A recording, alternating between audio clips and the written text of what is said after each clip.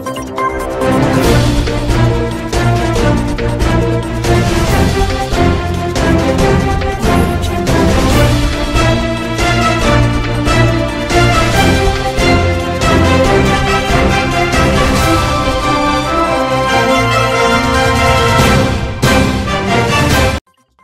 les ans, au mois de Ramadan, le groupe audiovisuel Nieta organise un concours coranique. Pour l'édition 2022, 100 candidats sont en lice. Les livres islamiques, les tapis de prière, les chapelets sont très sollicités pendant le mois de Ramadan. Nous ferons un petit tour auprès des vendeurs des articles religieux dans ce journal. Pour faire face à la crise dans le monde, la Banque mondiale veut débloquer 170 milliards de dollars.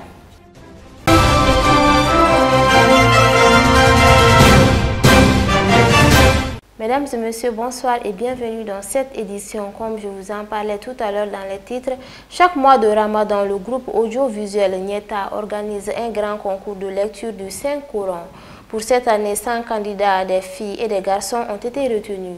Les préparatifs ont commencé et la proclamation des résultats définitifs est fixée pour le 27e jour du Ramadan. L'imam Ousmane Salou Traoré, le responsable de la compétition, nous donne toutes les explications sur le déroulement de ce grand événement. C'est devenu une tradition pour le groupe audiovisuel Nieta d'organiser pendant le Ramadan le concours de lecture du Saint-Coran. Les préparatifs ont déjà commencé pour ce grand événement et cette année, 100 candidats ont été retenus. Le mois de Ramadan est le mois du Saint-Coran, car Allah subhanahu wa ta'ala a choisi ce mois pour commencer la révélation du Saint-Coran. Pour cela, on doit s'en profiter pendant le mois de Ramadan par le Saint-Coran, par sa lecture et par son interprétation et par sa mémorisation aussi. Dans ce cadre-là, ça fait quelques années que la radio et la télé Nieta organisent ces concours coraniques entre les élèves, concours de mémorisation du Saint-Coran, concours de lecture du Saint-Coran. Et cette année, on a débuté aujourd'hui par la grâce d'Allah. Il y a 100 candidats cette année qui ont commencé aujourd'hui par la grâce d'Allah. Et aujourd'hui, on a pu faire le concours pour 40 personnes. Ça nous reste 60. On compte finir demain, Inch'Allah, pour pouvoir organiser la cérémonie de remise des prix le 25e jour du mois de Ramadan. Pour trancher entre les différents candidats, les membres du jury vont se baser sur 3 grandes méthodes. Les membres du jury ont commencé leur travail aujourd'hui. Et on a des méthodes pour juger la lecture coranique ou pour trancher un concours coranique. Ces méthodes les basées sur 3 points. Le premier point, c'est évaluer comment la mémorisation, la force de la mémorisation chez les candidats. Et le deuxième point, c'est la manière de lecture selon les règles de la récitation. Et le troisième point, c'est la voix. À travers ces points-là, on calcule les notes et on fait les classements par la grâce d'Allah. Le très respecté l'imam Ousmane Salou Traoré a lancé un appel à toutes les personnes de bonne volonté. C'est l'occasion pour remercier la télé et la radio Nieta pour cette initiative qui est une initiative magnifique qui donne la valeur du Saint-Coran pendant ces mois bénis. Et en même temps, j'ai saisi l'occasion pour transmettre mes sincères remerciements au centre coranique et aux élèves, et en même temps aux membres du jury. Je lance l'appel aux bienfaiteurs de contribuer dans ce concours-là, dans ce mois béni de Ramadan, car tout ce qu'on finance sur la voie d'Allah, Allah nous donnera la récompense la plus meilleure. J'ai prié à Allah subhanahu wa ta'ala qu'il accepte nos œuvres et qu'Allah subhanahu wa ta'ala nous accorde tous son paradis al-Firdaus. Wassalamu alaikum wa rahmatullahi wa barakatuh. En ce mois béni du Ramadan, nous prions Allah le tout miséricordieux que ce concours soit une bénédiction pour les organisateurs et que le meilleur gagne. Sur tout un autre plan, le gouvernement a décidé d'ériger le soja en filière stratégique au même titre que le coton et le riz. Le développement de cette filière apportera annuellement aux recettes additionnelles fiscales de l'État 90 milliards de francs CFA. Le soja a de nombreux atouts nutritionnels. En devenant une filière, la culture du soja va sans aucun doute améliorer la sécurité nutritionnelle et alimentaire des populations des villes et des campagnes du Mali. Et c'est à Touré. Co-organisé par Jatropha Mali International GMI et l'Institut International pour l'Agriculture Tropicale ITA, avec l'approbation du ministère du Développement Rural, l'atelier a regroupé des acteurs maliens œuvrant pour la promotion de la dite et des participants venus du Cameroun et du Nigeria. En initiant cette rencontre entre acteurs, les organisateurs de l'atelier s'étaient fixé un objectif général: accompagner la croissance de la filière soja pour améliorer la sécurité nutritionnelle et alimentaire des populations des villes et des campagnes du Mali. Ces objectifs spécifiques sont de créer des emplois et des revenus pour les femmes et les jeunes tout en faisant de la filière un élément incontournable de l'économie malienne et aboutir à l'élaboration d'une stratégie de plaidoyer pour le développement du soja au Mali. Prononçant le discours de clôture, le Premier ministre Dr Choguel Kokala Maïga a d'abord signalé qu'il prenait note des résultats de cet atelier national qui a confirmé le caractère hautement structurant du soja à travers ses dimensions économiques, agronomiques, environnementales. C'est là pour que la filière soja puisse contribuer à la sécurité alimentaire. Avant d'ajouter que j'ai aussi noté avec un grand intérêt la dimension sociale de cette nouvelle filière, notamment à travers l'inclusion des jeunes et des femmes très nombreuses dans la production et la transformation du soja. Choguel Kokala Maïga a aussi mentionné que la fourniture d'aliments animaux qui se fera par cette culture sera très bénéfique à la consolidation de la paix entre les populations d'éleveurs et les producteurs dans les zones de production. Votre atelier a abouti à l'élaboration d'une stratégie de plaidoyer pour le développement du soja au Mali. Je sais que mon gouvernement et notamment le département en charge de l'agriculture seront associés à votre plaidoyer. Soyez d'ores et déjà rassurés que mon gouvernement et moi-même confirmons ici par la présence la décision d'ériger le soja en filière stratégique et prioritaire pour notre pays, a annoncé le Premier ministre. Dr Choguel Kokala Maïga, qui n'a pas été insensible aux chiffres présentés, dira que les revenus potentiellement générés par la filière soja par an au Mali seront plus de 390 milliards de francs CFA, dont 30 milliards de masse salariale bénéficiant à 43 000 emplois directs et des emplois saisonniers supplémentaires pour environ 10% des agriculteurs, dont 35% des femmes, et 90 milliards de recettes additionnelles fiscales et sociales annuelles pour l'État. Auparavant, à l'ouverture de l'atelier, le ministre du Développement rural Modibo Keïta a fait savoir dans son discours que le développement de la filière soja dans notre pays pourrait contribuer largement à l'atteinte de nos objectifs, certes ambitieux, mais non impossibles pour acquérir la sécurité alimentaire et nutritionnelle pour accéder à notre vraie indépendance qu'est la souveraineté alimentaire. Quant au vice-président du JMI, Youssouf Traoré, il a apprécié la dextérité du gouvernement malien qui, par cet engagement, fait du soja une filière viable, fiable et porteuse de richesses. La direction des enquêtes douanières a mené un gros prouesse ces derniers jours en procédant à la saisie de 754 kg de drogue, 59 plaquettes d'or, des cordeaux détonants et des explosifs. Ces saisies ont été possibles suite à une opération spéciale menée entre le 10 et le 14 avril 2022 à Kati, Kadiana et Bamako. Ali Koulibaly. Selon une source douanière, les hommes de l'inspecteur des douanes Djageli Djagité ont mis la main sur 377 briques de cannabis, 59 plaquettes d'or, des détonateurs et 4868 baquettes d'explosifs à la suite d'une opération spéciale menée entre le 10 et le 14 avril 2022 à Kati, Kadiana et à Bamako. Le cannabis d'une valeur marchande estimée à 900 millions de francs CFA était emballé dans des sacs plastiques dissimulés dans un camion immatriculé au Mali. Du coup, la cargaison en partance pour le Sénégal a été détectée par les douaniers à Kati le 10 avril dernier aux environs de 23 heures.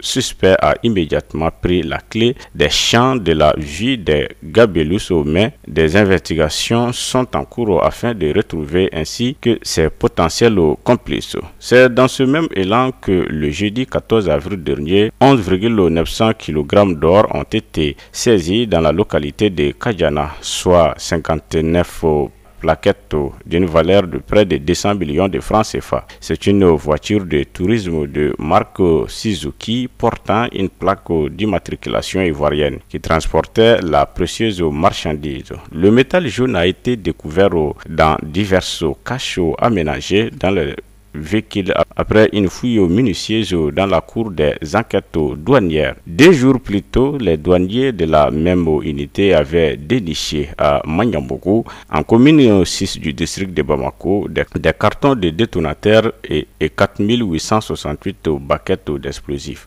Une prouesse également intervenue suite aux renseignements obtenus par des douaniers qui intensifient les opérations sur le terrain pour contribuer significativement à la sécurisation des populations.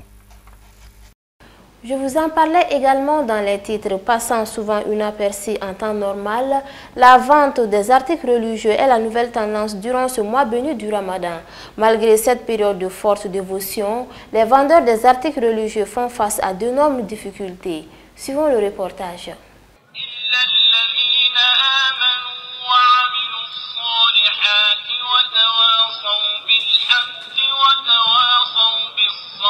Le Ramadan est un mois béni où tout fidèle musulman multiplie les invocations pour obtenir des mérites auprès d'Allah notre Créateur, raison pour laquelle les vendeurs des articles religieux ont inondé le marché de divers produits pour le grand bonheur des fidèles musulmans.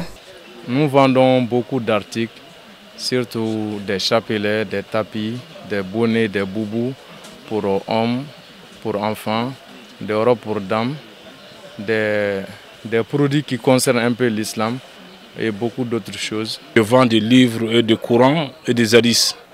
Il y a des livres français, en arabe, en anglais. Bon, ici, on vend tout ce que les musulmans peuvent avoir besoin. Côté livres, côté tapis, il y a eau de Zamzam, il y a les bonnets, il y a les boubous, il y a les chapelets. Les articles religieux proviennent de divers horizons du Moyen-Orient. Cette année, les vendeurs des articles religieux font face à d'énormes difficultés. L'article vient spécialement de la Moyen-Orient, comme l'Égypte, l'Arabie Saoudite, Maroc et le Liban. C'est très difficile maintenant, avec tout ce que les pays vivent aujourd'hui, comme tout le monde le sait. Avec l'embargo, c'est très lent. Et on a des bagages qui sont en blocage depuis 2 mois maintenant qu'on n'arrive pas à les accueillir. C'était des bagages même qu'on a achetés pour le Ramadan, mais jusqu'à présent, ce n'est pas encore venu. Bon, les marchés cette année, Dieu merci, on ne se plaint pas, mais c'est très lent. Comme les pays, on sait tout ce que les pays vivent aujourd'hui là. C'est très lent, les gens n'ont pas la liquidité pour acheter tout ce qu'ils veulent. Mais ils viennent chaque fois regarder, mais il n'y a pas l'affluence comme l'année passée. Pour le moment, le marché n'est pas du tout facile parce que l'embargo, avec les problèmes qu'on a, on prie le bon Dieu pour qu'il puisse faire vite régler ces trucs-là, rapidement. Malgré tout, ils ont lancé un appel à tous les fidèles musulmans. L'année passée, on vendait des produits à des prix. Actuellement, ces prix-là sont plus bas que l'année passée. On fait appel à notre population qu'ils viennent. Inch'Allah, ils auront beaucoup de facilité et on va leur faire beaucoup de prix abordables. On a un appel à tous les clients de venir encore. Quand même, tous les matériels ne sont pas en place, mais on a des stocks encore. Comme les Ramadan, ce n'est pas encore fini encore. Ils peuvent venir encore. Il y a des nouveaux aussi qu'on peut leur présenter. Bon, le livre islamique, pas les Ramadan seulement. Tous les temps, un bon musulman doit lire le Coran chaque jour, même en ligne. C'est un baraka que tu vas avoir ça avec le Dieu. Voilà. Tous les bons musulmans doivent avoir un Coran chez lui et tous les matins il doit lire même un satr, un ligne seulement. S'il lit ça, c'est un baraka pour lui.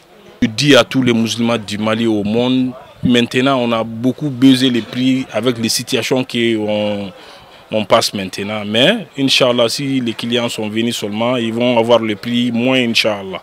Les articles religieux sont indispensables pour tout fidèle musulman afin d'accomplir les devoirs religieux comme il se doit. Il est donc une nécessité pour tout fidèle musulman de s'en procurer. À Kangaba, dans la région de Koulikoro, 6 femmes ont été emprisonnées pour avoir dénoncé l'exploitation anarchique de l'or dans leur localité.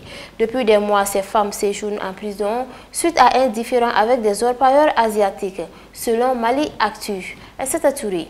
Des grosses machines sont déployées par des Asiatiques, notamment les Chinois, qui extraient l'or dans le fleuve, sur terre au vu et au su de tout le monde et en violation de toutes les règles environnementales en la matière. Ainsi, il nous revient également que les exploitants agissent souvent avec la complicité soit des villageois, soit des autorités locales. Conséquence, plus de ressources halieutiques, idem pour les parcelles cultivables.